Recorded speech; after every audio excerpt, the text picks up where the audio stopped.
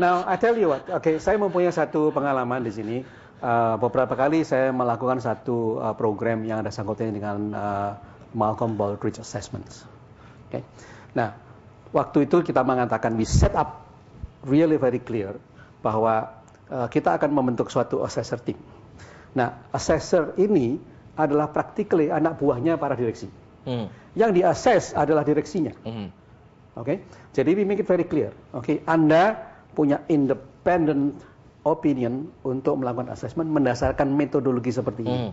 Metodologinya mesti dikasih tahu supaya lalu kita mesti mengatakan kepada direksi, your job is to listen.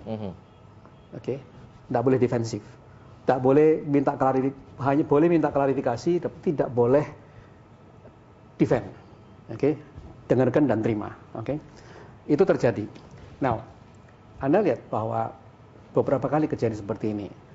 Orang-orang ini menganggap this is the first time in my life melakukan seperti itu. Oh, semangatnya luar biasa tingginya. Okay. Jadi, dan kalau lalu kemudian itu bisa, dan itu panas dingin, nggak bisa tidur malamnya itu. Menyiapkan presentasi besok untuk mengatakan direktur ini asesmennya begini, departemen ini. Karena kita tidak mengevaluasi orang ya. Right. Kita mengevaluasi the functions. Jadi sangat hati-hati. Tapi itu bisa dilakukan. Right. Dan itu terjadi dan itu bisa dilakukan dan bisa dilakukan dengan baik. Ada suatu ketika yang kemungkinannya seperti tadi itu, the CEO begitu mendengarkan evaluations langsung dia walk out, marah. Ya, ya sudah. Mau marah mau apa lagi.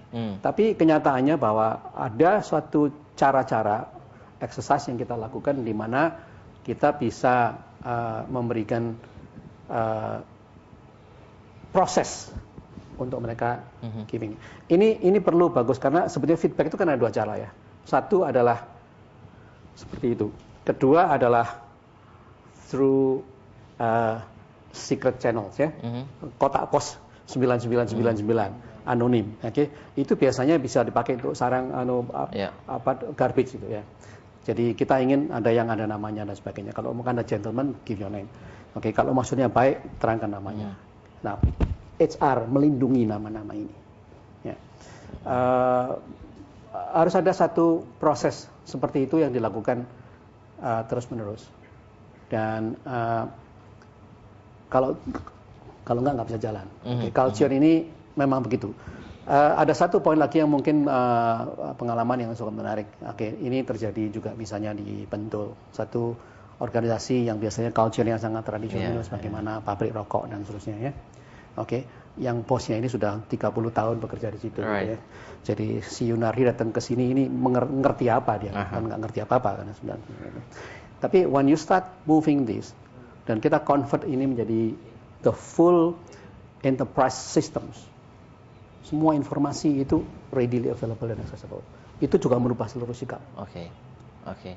Jadi itu yang saya namakan di sini adalah systems driven cultural transformation. But the system is commanded by the persons ya. Kita kan juga ngatur sampai level keterbukaan mana yang bisa dibuka oleh sistem. Of course.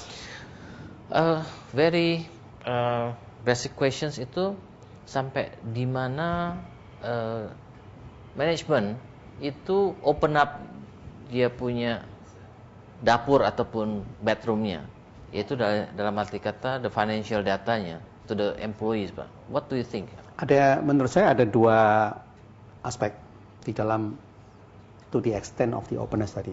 Ya. Satu, membuka informasi yang dengan tujuan si karyawan merasa bahwa dia adalah bagian daripada perusahaan itu, and therefore it will increase their spirit and moral of togetherness. Itu salah satu informasi tujuannya ke situ.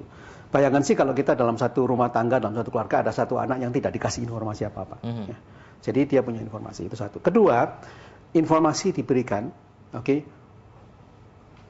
as needed for this person to be able to do the job the best. Ya. Jadi kalau dia adalah orang yang bertugas mengenai mengembangkan suatu produk, dia harus punya informasi mengenai the product portfolio, dia harus tahu mengenai up to the bottom profit of this product yang dia mau desain. Nggak bisa kayak gituan. Sehingga kalau begitu, dia tahu apa yang dia melakukan lebih baik dibandingkan kalau dia tidak mendapatkan informasi. Misalnya orang marketing bilang gue mau Right. jual segini, tapi itu rahasia katanya. Yang ini mau bikin produk gimana caranya? Right. Ya, so two things. Jadi functional and emotional ya. Satu emotional, ya, satu adalah functional. Ya. Jadi menurut saya transparansi, openness tidak berarti bahwa Anda mau buka kimono telanjang, ya. Tapi Anda memberikan informasi, untuk tujuan yang dua tadi itu menurut saya. Ya. So all the rest, formulas daripada satu produk, your strategic product plan, ya tentunya ya nggak di open.